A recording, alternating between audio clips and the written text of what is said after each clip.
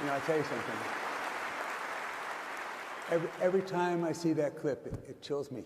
Every single time. And I look at it a lot. So thank you very much for coming here. I know it's not convenient. It's not around the corner. I'm really appreciative. Absolutely. Thank you for having me. I was on a red-eye flight, so I'm a little slower than normal. Just I didn't get much sleep. So. You know, that's sort of my first question. Is that, so you're 51? Yeah. No spring. I think I'm safely not a spring chicken anymore. Late summer chicken, perhaps? I'm 79. Yes, but you, I mean, you look great. So you're 51, and you do 16-hour days, and you work 7 hours a week, and you fly all over the place, and you go to these meetings constantly, and people constantly criticize you for everything. It's amazing to me. I mean, you're changing the world, and you're giving yourself. Why do you do this? So my wife says to me, why are you still working?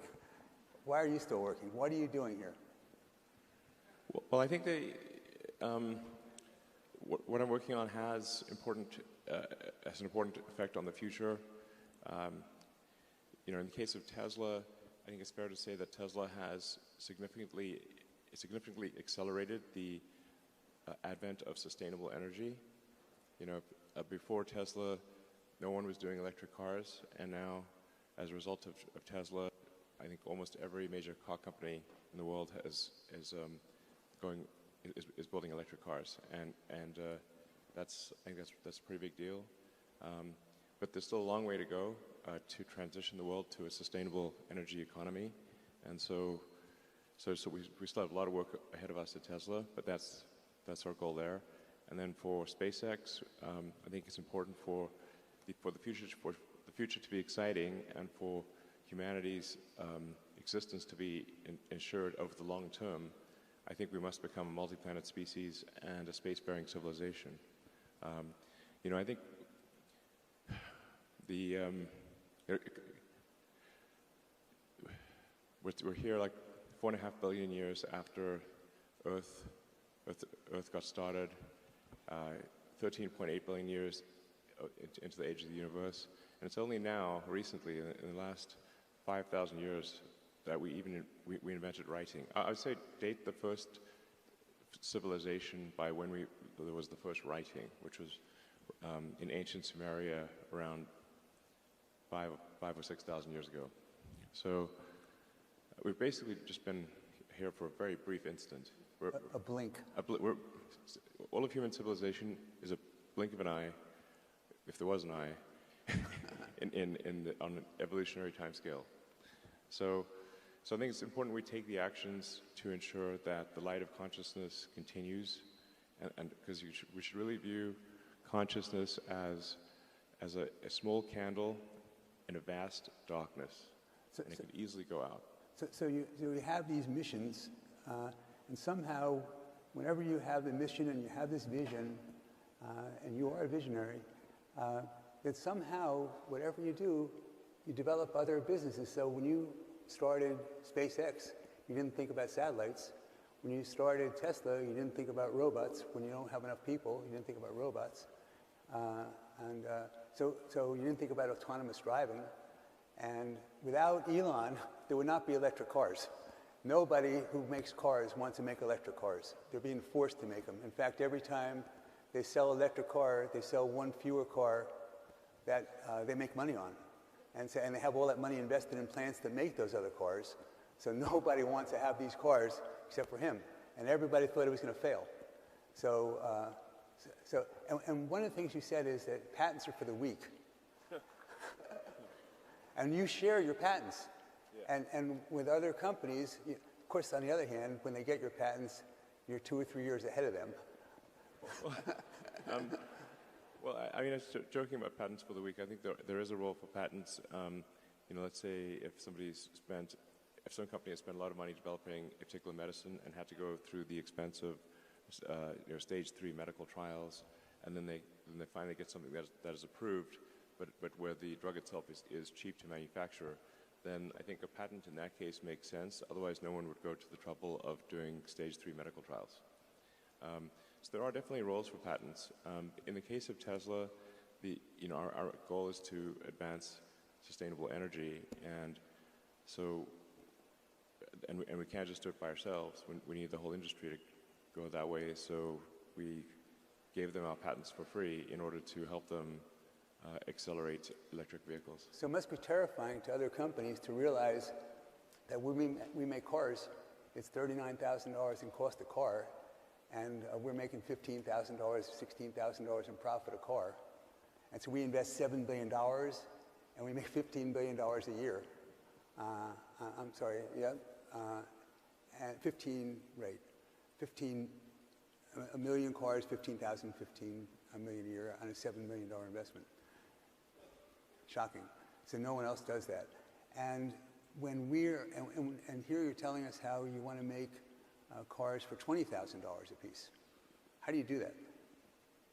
Well, we've not formally announced our next car program, so I can't talk too much about our upcoming vehicle program or programs that have not been announced, but we do expect to make cars that are more affordable than the current Model 3 or Model Y. So, and a big factor in this is, yeah.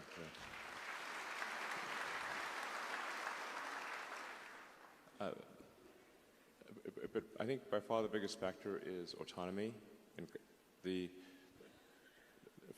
terms of the value of a car, because right now cars get driven for about 10 or 12 hours a week, like maybe 1.5 hours a day, and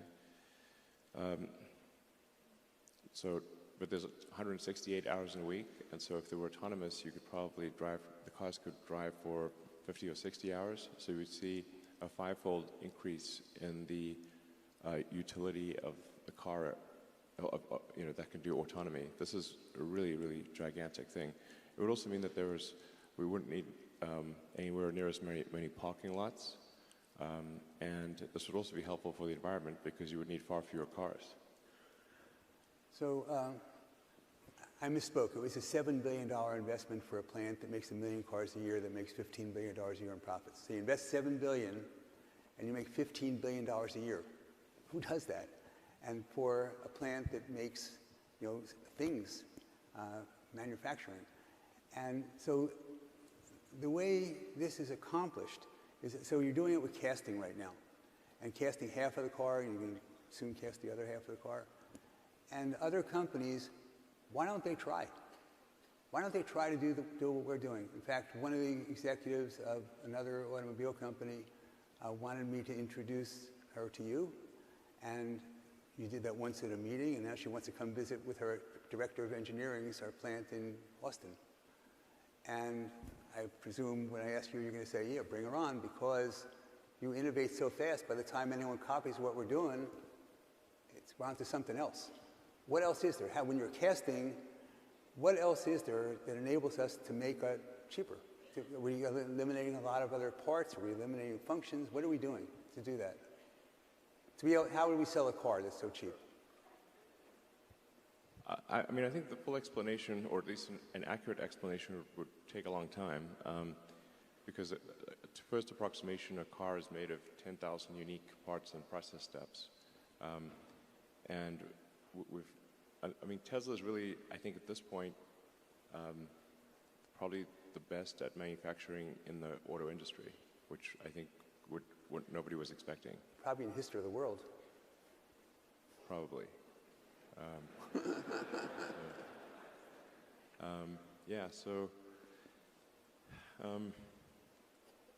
Well, I've got this first principles algorithm that I find to be very helpful in the design and manufacturing of anything, and people here may find it helpful. The first thing you should do is make the requirements that you've been given less dumb. Whatever constraints and requirements were given, they were to some degree dumb, and you want to make them less dumb. If you don't start with this, then you get the right answer to the wrong question. And the requirements must be given from a person who can explain the requirement, not from a department, because then you don't know who to talk to. Then step 2 is delete the part or delete the process step.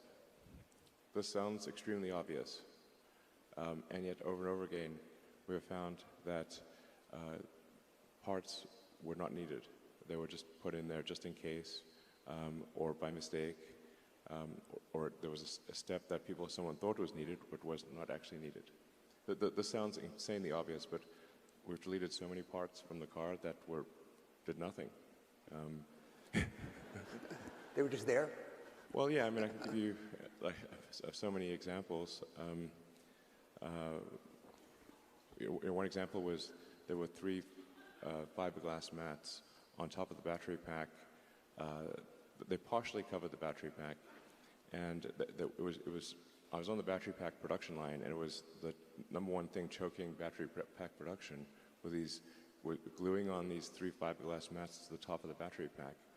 And so this is the reason I repeat this algorithm myself, is that I first did things backwards. First, I try to automate it. Then I try to accelerate it, just have this go faster. Then I try to simplify it, and only then did I delete it. Because it turned out that the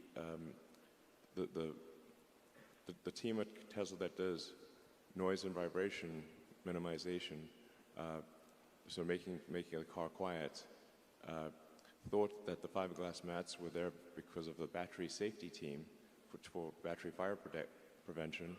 And then I asked the battery fire prevention team what were they needed for, and they said, oh, noise and vibration. And I'm like, okay. So then we had 2 cars drive, one with a microphone in each car, and you could not tell the difference. So we went to all that trouble for a part that should not exist. And then another example was there was again, this was these were choke points in the entire production system. That's why I'm running around the production line trying to fix the production line, just like a maniac, sort of Tasmanian devil, just running around the factory like a lunatic.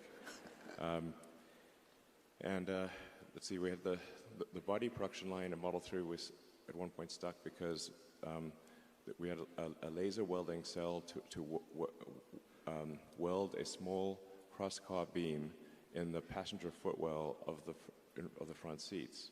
And I'm looking at this beam, and I'm like, what the heck does that do? Because the entire factory is stopped trying to get this laser weld cell to work. And I'm like, I can't imagine what a useful thing it could do.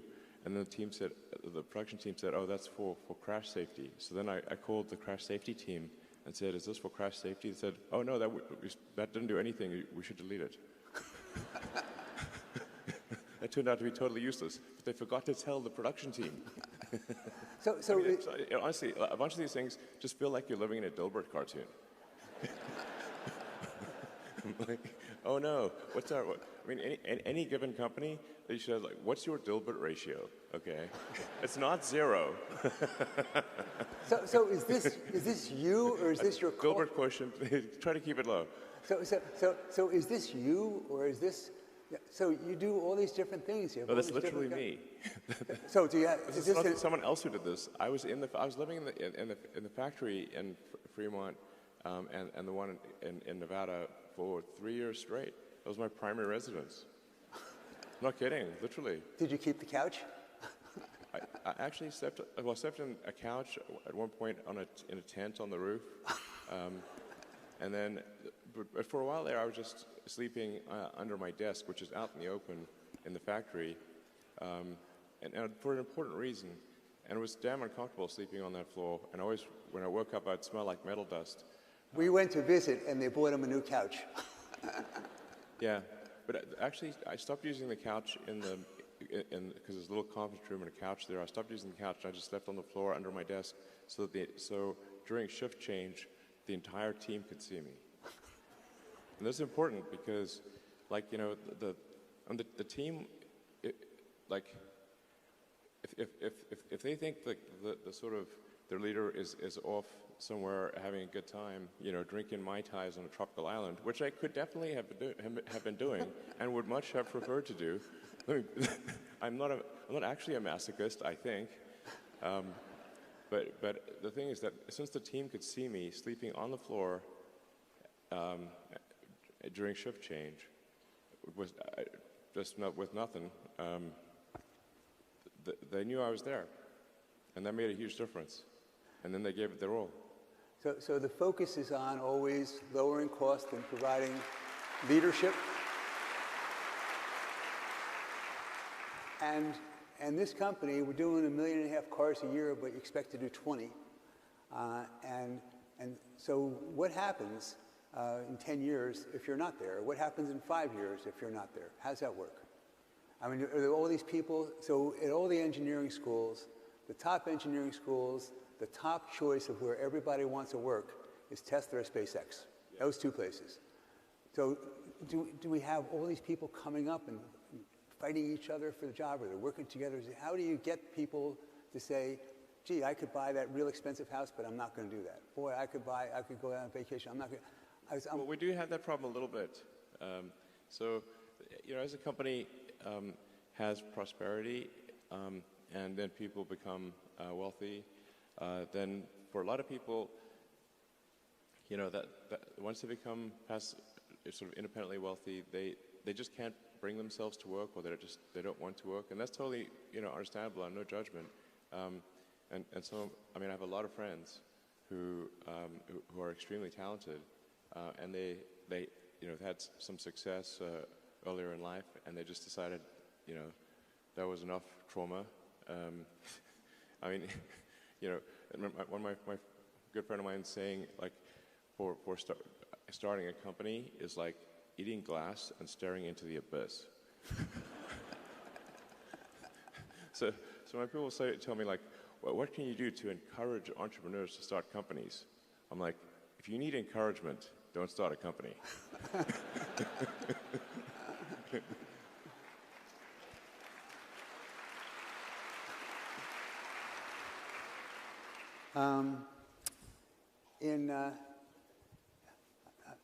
In SpaceX, and so we have competitors, sort of, I guess. So SLS, and I read about. That's not it's just Boeing, Northrop, and Lockheed. And with those guys, when they build the launching pad, it took them like 10 years and billions of dollars. And we had to build a launching pad, and it cost a few $100 million, and did it in 6 months. And then I was interested in how that was done. And the woman I'm talking to says that, Ron, did you see the plumbing when you went there? I said, why should it cost hundreds of millions of dollars? It looks like it's a landing field. And I said, would you see what's underneath? Did you see the plumbing? I said, no, they didn't show that to me. And then she said, well, you should be aware that there's all these pipes that take away the heat, and then they all deliver fuel to the rocket, and it has to be there in the exact right amount at the exact right time, and if it's not, that doesn't happen, it blows up. And so I said, well, how does Elon know this? And because you hire these great people, and then you ask them all these questions, and then somehow you remember everything they tell you. Is that true? Well, my memory for technical matters is very good. And but I think probably a lot of people don't realize, like, what I do 80% of the time is engineering. So it's actually quite rare for me to give a talk. And my day-to-day work at SpaceX and Tesla is almost entirely engineering and design. So and also production. Production is key, but although I consider that to be part of engineering. So, but Starship is something special. The thing that is like the holy grail, like the critical breakthrough needed to make life multiplanetary and for humanity to be a space-faring civilization is a fully and rapidly reusable rocket, orbital rocket. And so we've gone most of the way there with Falcon 9. You may have seen the rocket booster come back and land. And we also recover the nose cone or fairing, but we do not recover the upper stage. So we've gone to the point where we're about, 70 to 80% reusable with Falcon 9. With Starship, we're going for 100% reusable. It's difficult to say how profound a change this will be, but a fully and rapidly reusable orbital rocket has the potential to drop the cost of access to space by a factor of 1,000. Factor of 1,000. 1,000.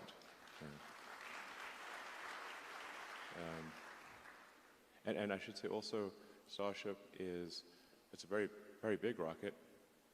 It's more than twice the thrust of a Saturn V, and about twice the mass. And it's also the entire ship is designed to land propulsively, so it can land to do what? I didn't hear. To land on its engines, to land propulsively, so it can land on any solid surface in the solar system. So if we can make Starship work, then it enables us to, over time, get anywhere in the solar system. So why is it so hard? Why don't other people do the same thing? So everyone says it's impossible. Why is it so hard? And how much harder is it to do what we're trying to do than we're doing with Falcon? Well, so let's see. Earth's gravity is actually quite strong, and we have a thick atmosphere. So with known physics, it is only barely possible to make a fully reusable orbital rocket. Only barely possible. If this was a video game, the setting is to extreme difficulty. Not impossible, but extreme difficulty. Because it's not like those who have developed rockets before weren't aware of reusability. They were fully aware. Sell more rockets. They're fully aware of reusability. That aircraft and cars are reusable. It's just that in order for a rocket to be reusable, everything has to be perfect. So you have to have exceptionally efficient engines. You have to have an exceptionally efficient structure. You need advanced avionics and software. You need a very lightweight heat shield for orbital reentry. And then another key factor for traveling to Mars is you need orbital refilling, so that you get the ship to orbit, and then you send up tankers to refill the ship in orbit, just like is done by the Air Force with aerial refueling. Those are the things that are necessary, and it's never been achieved before. There have been many attempts to achieve it, and they've all been basically, they all failed, and they usually cancel the program partway through once they thought it was no longer possible. So it's just a very difficult engineering challenge. So SLS is supposed to get to the moon. They got a contract in 2010, and it was supposed to be for $10 billion, but it was cost plus. It's now up to $40 billion, and they say it's going to be $100 billion and $90 billion. Yeah, and we haven't gotten anything, and our rocket is 10 meters taller than theirs, and we can reuse ours. So how can anyone possibly compete if they're not doing what we're doing? How can they compete? I don't understand. And how can they get contracts? And then I just saw something from NASA, and they said that we're spending $20 billion a year, and oh, by the way, that's 360,000 jobs in all these congressional districts. Well, I think I have to be careful of what I say here. I have enough enemies. I would like to have. I think. Yes, I would like to have a smaller number of companies that want me to die. That would be great.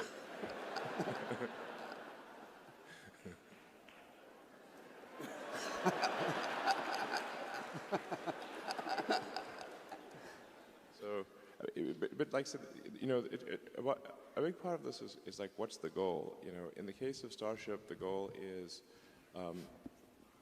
to lower the cost of access to orbit and ultimately to Mars and the Moon and elsewhere, to the point where humanity can actually afford to become a multi-planet species, to the point where we can afford to have a permanent base on the Moon and ultimately far exceed the high watermark of Apollo, which was incredible and I think inspiring to all of humanity, everyone.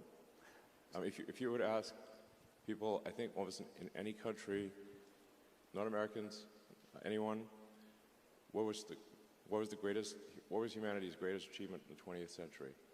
Maybe ever. Space. Go to the moon. And that's why they say moonshot as a metaphor, because that was incredible. Still amazing that was achieved. In fact, a lot of people ask me, was it real? I'm like, yeah, it was real. Well, it's probably on Twitter. That's where they ask that. Yeah. That was just an incredible achievement, and I think it's just one of those things that, going to the moon makes you proud to be a member of humanity. It's like for all mankind. It was for all mankind. So it's amazing achievements, and now we have this Webb telescope. They can, I guess the Big Bang was 14 billion years ago, and first light is 13.5 billion years ago, and our planet's 4.5 billion. So what do we get out of this? What is the, so obviously Starlink, a really big deal, yeah. $1 trillion opportunity, maybe more. And maybe. Right? And so what do we get out of seeing back 13.5 billion years? What does that do for us? What technology do we develop? Or do we know? We don't know until we do it. Yeah, I think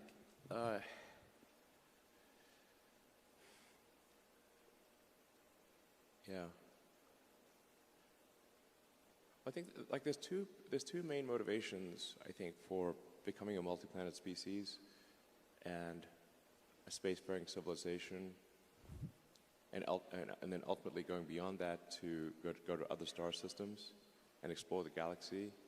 And I think we may find that there's many one-planet civilizations that died out millions of years ago and never made it to the second planet. Do you think in your lifetime that happens? Well, it depends how long I live. Maybe forever. If I keep increasing that enemies list, it might not be much longer.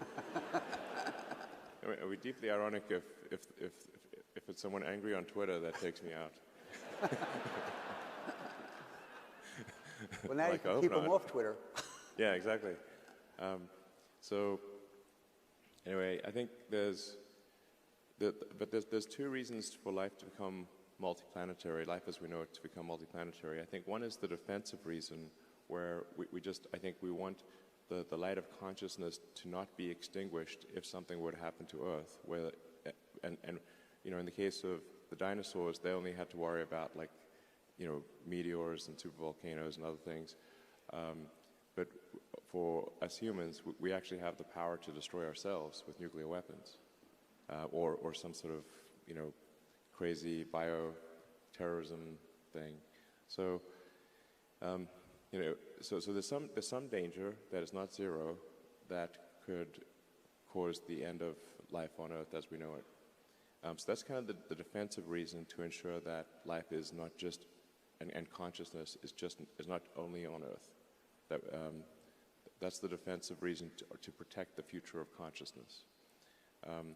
Then the other big reason, I think, is that it's exciting, and it's adventurous, and it's inspiring, and it makes you think positively about the future, and life can't just be about solving one problem or another. There need to be reasons to be inspired, reasons that move your heart and say, yes, the future is going to be great. And when you get out, when you wake up in the morning, I can't wait to see what happens next. And I think that's, humanity going to Mars, even if you don't yourself want to go to Mars, and most people don't, just watch it. It's a tough gig, frankly. This would not be a luxury expedition, but you'd be able to watch it happen, and I think it would just be incredibly inspiring to the world in the same way that the Apollo program was inspiring to the world. And like I said, there's got to be, life can't just be about solving one problem or another. We need things that make us excited and inspired about the future, and that would be one of them.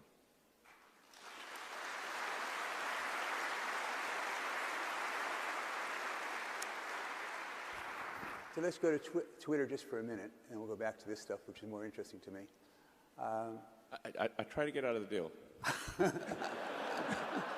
Well, you told me you wanted to ask. To get out. Dragging me back in. I reminded of that scene from The Godfather, basically. But you told me you wanted to ask tough questions. I try to get dragging me back in. So on Twitter. What could possibly go wrong? So I saw this article. It says you bought something called Twitter. And it says, Musk puts off lifting Twitter bans. And so obviously the big deal, to me anyway, in Twitter is that, we have this incredible, so it was incredibly poorly managed, this business. And, but those guys somehow did great for their shareholders by selling it to us. Right? But we didn't buy what they're selling. We bought something of what it's going to become. Yes. I mean, I think it's, most people would say, like, given how the market has evolved this year, the price is on the high side. Right. Right. But that's on base of what it is. Yes. But in terms of I think there is a tremendous amount of potential that it will be very difficult to achieve, but I think possible. And I think ultimately it could be one of the most valuable companies in the world. So when we think about this, in order for that to happen,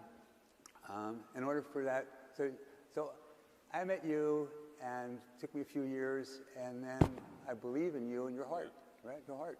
And so, I think you were skeptical. At our first meeting, you were a bit skeptical.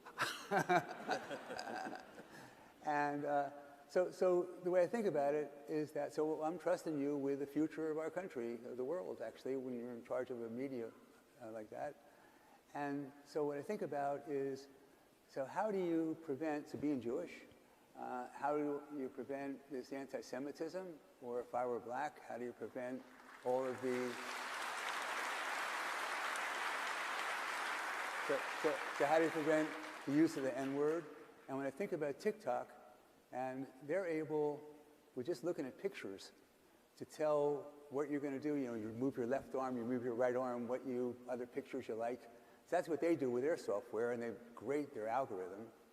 How can we not have an amazing algorithm? Because we know more about them to do with TikTok, and we ought to know what interests people have. And because of that, in words, we should be able to figure out words that people are using, what that means, and considering what content they're interested in.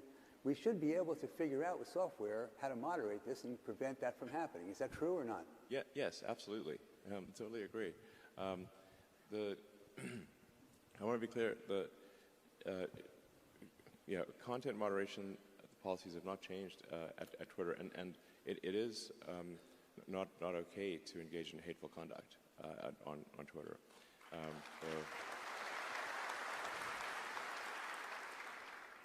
So we have had, actually oddly, targeted attacks where temporarily people have been able to put some hate speech on Twitter, but then it's been taken down immediately. So now, part of what I'm trying to achieve with this sort of enabling everyone to be payment verified with Twitter Blue is to try to get as many people payment verified as possible. It's only $8 a month, although for some people that were complaining about that, and these are people who pay more than that for their latte. I'm going to be one of your Twitter Blue customers. Thank you.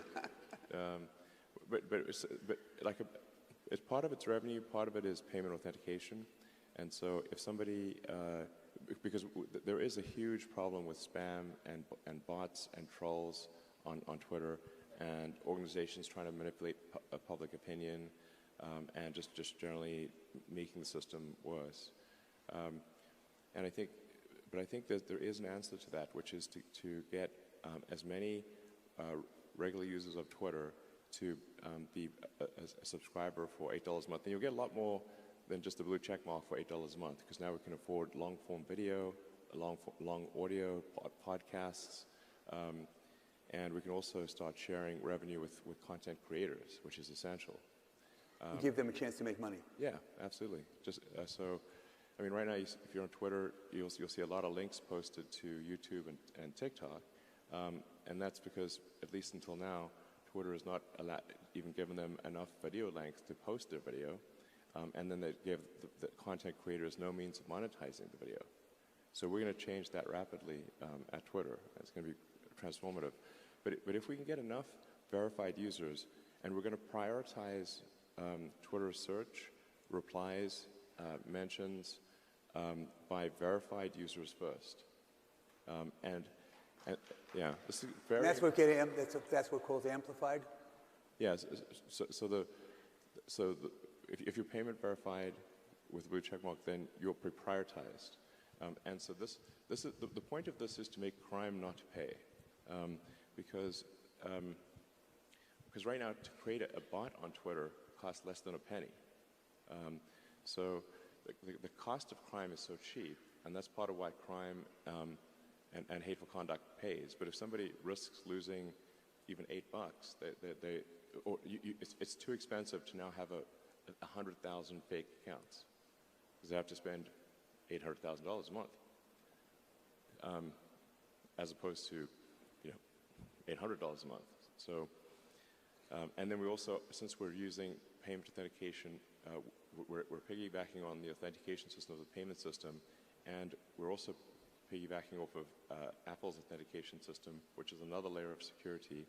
So the net effect will be, over time, that the verified users will pretty much always be at the top of comments and search, and you won't really see, you'll have to scroll far to see the unverified users, which will be the bots and trolls and whatnot. And this is sort of analogous to Google search. Like, if you go to page 8 of Google search, there will be a ton of scams and stuff, call it page 8, page 9, something like that. But the thing is that Google search results are so good for page 1 that you never go to page 8. Or it's rare. And like the old joke is like, so if something we don't want to see, it gets pushed way down. Yeah, basically the bad stuff gets pushed way down. And then crime stops paying, and then they stop trying to do all these things. And we can recruit them as engineers to program for us, crime guys. Yeah. So, I mean, the joke is like, what's the best place to hide a dead body would be the second page of Google search results. Nobody ever goes there. So today we fired half of Twitter, and that should save us, what, $4 billion a year? No, it's not going to save $4 billion a year. I wish, but I mean, to be frank, Twitter was having pretty serious revenue challenges and cost challenges before the acquisition talks started, and any company that is dependent on advertising has had a hard time. So if you look at, say, Snap or Google, Facebook, whatnot, they've all had a difficult time with advertising revenue dropping, and Twitter is more currently more vulnerable than they are to advertising, because most of Twitter's advertising is large brand advertising as opposed to direct response. So it's kind of like a much more of a discretionary ad spend than it is for, if you can do direct response for a specific product. And then we also recently had a lot of difficulty with activist groups pressuring major advertisers to stop spending money on Twitter.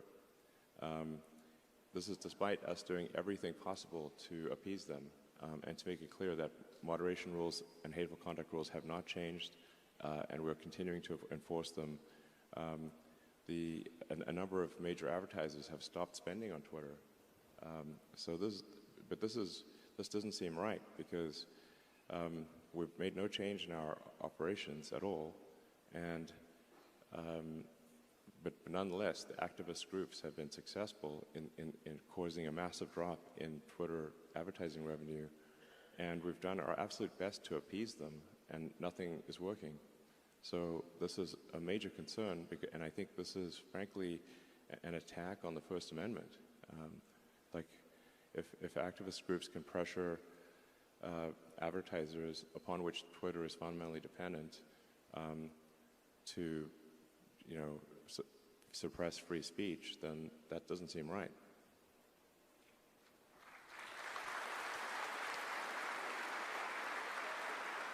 I meant, by the way, 400 million instead of 4 billion. I meant actually 400 million instead of 4 billion. Oh, yeah. Okay, so we're now there. You're living at this place. You go there for the next couple, 3 weeks. You're going to devote, and then we have a team lined up. You think you have a team lined up to manage it, and then you would just do it the same way we do with SpaceX and Tesla, where you just attend the meetings regularly, say this is what we need to do. Do it. Well, this is what we need. Yeah, my workload went up from about, 70 to 80 hours a week to probably 120. So, yeah, I go to sleep, I wake up, I work, go to sleep, wake up, work, do that 7 days a week. I'll have to do that for a while. No choice. But I think once Twitter is set on the right path, I think it is a much easier thing to manage than SpaceX or Tesla. So, and I really understand the internet and how to make. So I wrote software personally for 20 years. I was one of the key people behind X.com, which became PayPal. And so I also, I'm aware of, I know how to make a way better PayPal. Because you built PayPal. Yeah, yeah, pretty much. With a lot of other people, but there's a product plan I wrote, which I wish I'd kept a copy of in July of 2000, where I thought it would be possible to make the most valuable financial institution in the world. And we're going to execute that plan from 22 years ago, which amazingly no one has done. And so I think that's part of why I think Twitter will be ultimately extremely valuable, because I'm going to execute the X.com game plan from 22 years ago with some improvements. And then we're also going to obviously make Twitter just a way better system. It stands to reason that if a social media company is not taking steps to make it positive to be on that social platform, then people won't come or they'll leave. So you speak of sort of anti-Semitism or racism or anything like that. Well, who's going to stay on a platform if that's prevalent? That's obviously. Yeah, come on. And apart from its inherent wrongness, who's going to stay on the platform? So you want to be. It needs to be something where, our goal with Twitter is how do we get 80% of America? Maybe not the sort of far left and the far right, but and maybe we don't want them necessarily, but how do we get 80% of the public to join a digital town square and voice their opinion and exchange ideas, and maybe once in a while change their minds? And on occasion. Yeah, once in a while. So I read also that you said, and then we'll move off of Twitter, but you said that your goal is you want to make the 20% of people who are on the far right hate you, just like you want to make the 20% of people on the far left hate you. So, well, I don't want them to hate me, but I think the extremists, like, you know, it's just very difficult to satisfy extremists. So, unless you fully buy into whatever their dogma is. So, but I'm confident we can satisfy, like, I don't know, 80% of America, 80% of the world, but maybe not the 10% most extreme of either side. And I would count that as a great outcome. And I think it is important to have sort of a digital town square where people feel comfortable talking. And I also think it's like one of the things that's important is to be able to sort of decide what kind of experience you want to have on Twitter. Because, you know, some people might say, okay, like, I want like if this was a radio station, I want the easy listening, smooth jazz station. Okay, cool. But so you should be able to have that setting for Twitter, and then some people might say like, no, I want heavy metal thrash, and like, okay, so now this is going to be sort of then you don't mind someone saying mean things to you, you know, within the context of the law, and you don't mind engaging in vigorous arguments on Twitter and that kind of thing, but you should be able to kind of like pick your preference, and decide if you want sort of full contact battle or do you want, like, no, I just want to look at poppies and flowers and nice landscapes and stuff. So let's go off Twitter. Two other topics before you have some questions. That number one is logistics. When we're starting to make so many cars by the end of this year, 40,000 cars a week. I mean, I have to be careful of MNPI, but I believe I have said in the past publicly that our aspiration is to reach 40,000 a week by the end of this year. So if we're doing that, then that means that we're producing a car every 15 seconds. Yeah. And but that's still only 2 million cars a year, and there's 100 million cars that are made a year. And so the question, so there's presumably capacity to be able to, logistics, to ship all these cars all over the place, to have people pick them up where they want them, but not if they all do them in the same week. Yes, totally. So, I mean, we got a bit of criticism from our Q3 results because we had a lot of cars in transit, and the reason was that we got too big for our cars to actually be transported in the final few weeks. There just weren't enough car carriers and weren't enough ships. So, but it's actually good. It's actually good in the long run to smooth out deliveries and actually have cars in transit at the end of the quarter, because then you're not rushing to get everything delivered by the end of the quarter and paying all these expedite fees. So my question, though, is that if we have autonomous driving and we have autonomous trucks, is that one of the ideas that we're going to be able to move things around with our own, if there's not enough drivers, that we're going to have autonomous transport? Yes. That's question one. We can also, yeah, I mean, if you're in the area, have the car just drive to you. Right. That's one. And then the other one was about materials. And when all of a sudden, so we have somehow navigated supply chain problems from other people. And yeah, you might have thought that it was the absolute brilliance that we had to be able to do that. Mm-hmm. But probably the reason is that when you start off and you don't make any cars a year and you go to someone and say, we're going to make 20 million cars a year from zero, who's going to believe you and make all the equipment that we need? So as a result of that, you were forced initially to be able to say, okay, we're going to get, we'll vertically integrate. We can't rely on you. We'll do vertically integration. And yeah, cut it. Materials. I can talk longer if you'd like. Don't shoot the messenger. Talk a little bit longer. Materials. So we have geology. Anyone wants to show us a mine, we got people in mines to who are knowledgeable, and if they come to us and say, we can produce this much lithium, this much copper, this much, oh, yeah, we are able to assess that and give contracts to be able to say contractual agreements. Okay, and they'll rely on our agreement. Other people, they won't. Is that? Fair. And Glencore, the well, the scaling constraints change as time goes by. In the beginning, we were just very vertically integrated because suppliers didn't take us seriously. Like we could get hardly any of the best suppliers wouldn't talk to us because the car startup has not been successful in the United States since Chrysler in the 20s, I believe they started. So it's been a century since a car company was successful in the U.S. That was not a foreign car company coming in that was already successful in their home market. So, but for an American car startup, it was Tesla's first success in 100 years. So you can imagine if you're an auto supplier, that doesn't sound like a smart financial decision. Exactly.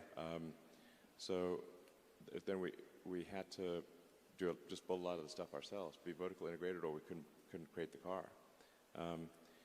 And then that ended up being an asset because now we understood so much about the entire supply chain and what it took to build a car. So we were able to design a more integrated vehicle that actually needed far fewer parts and costs less and weighs less and has higher performance. But it is looking increasingly like for some of the critical elements of batteries that Tesla will need to get into the mining business, mining and refining. That's why Glencore was announced. That's why we're talking to Glencore. We were.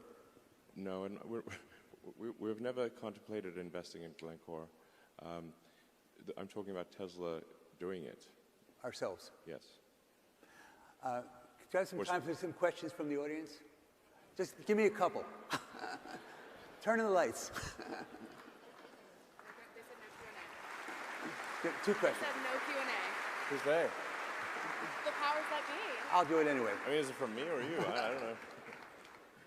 Questions? So by the way, if you leave before we give away the door prizes, which are 2 Teslas, you're not eligible to get the Teslas. But go ahead. I gave an extra one once, I guess last time, but we're not going to do that again. You got to be in your seat in order to get the Teslas. I'm paying for it, not Elon. Questions?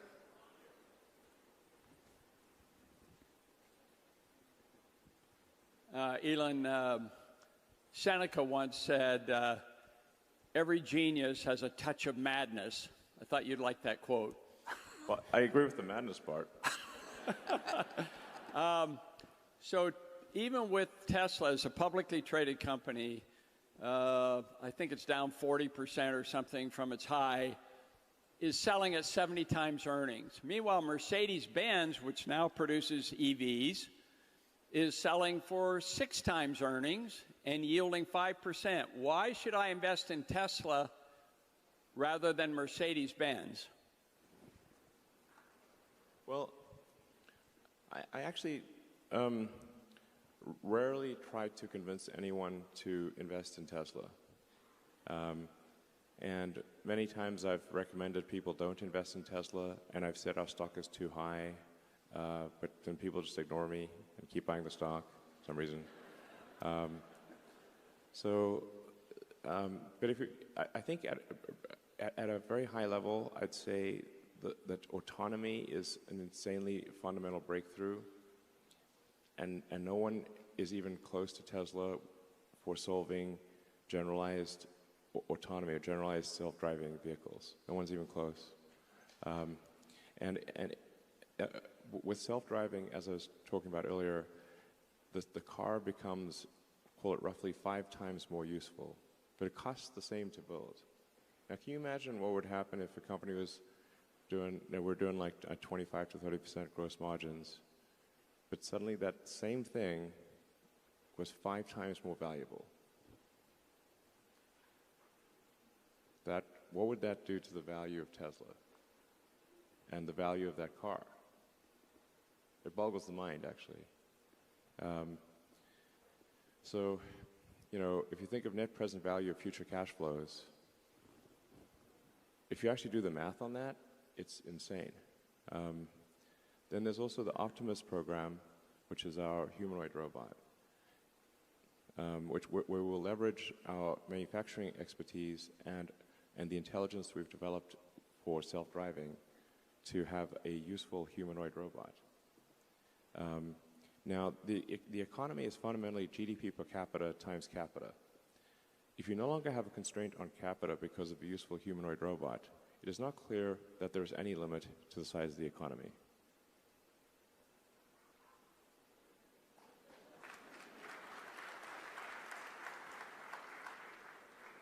And these things will actually happen.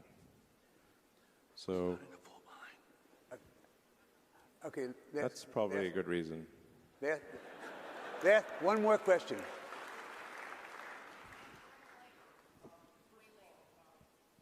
Okay, bring out this side. Okay, this is the last question. Maybe. Oh, no. Do they want to come on the stage? Go ahead.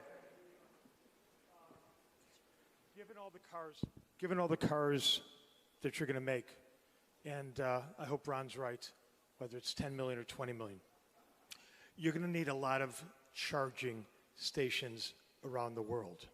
Yes. Have you thought about doing it more efficiently and more economically and better for our ecosystem from an ESG perspective? Because you may or may not know, there are 400 million existing streetlights in the world. And every streetlight has pervasive, persistent electricity. You could take some amount of those streetlights, which are half owned by utilities and half owned by cities, and repurpose that. And that would probably be the most cost-efficient way to roll out millions of charging stations all over the world. Well, thanks. I think they actually are using that idea in London and some other cities. But I think the long-term goal for our supercharger stations is that they all have solar, like Tesla solar and batteries at them, so that they are, as many as possible, are self-sustaining. That the supercharger stations generate the energy during the day, and then also have a localized battery pack so that people can charge at night, so that the Tesla supercharging stations would continue to function even in a zombie apocalypse. So, just never know. That's coming one day. We know it. Yes. It's just a matter of time. Thank you very much. Right. Can I get a selfie with you? Huh? A selfie?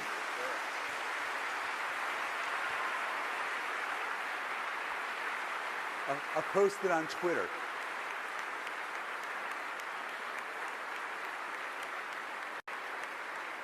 Your arms are longer than mine. Also, please use Twitter. We're doing this right now. And please subscribe to Twitter Verified, $8. Actually, it's technically at $7.99, so slightly less. But I would really encourage everyone here to use Twitter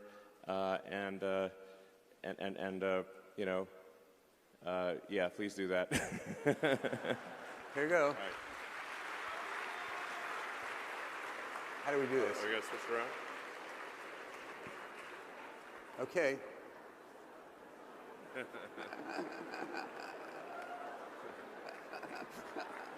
All right, thank you, everyone. Thank you very much, Elon. It was great. I really appreciate it. Are you staying around for Bruno? I actually have to go to a deposition.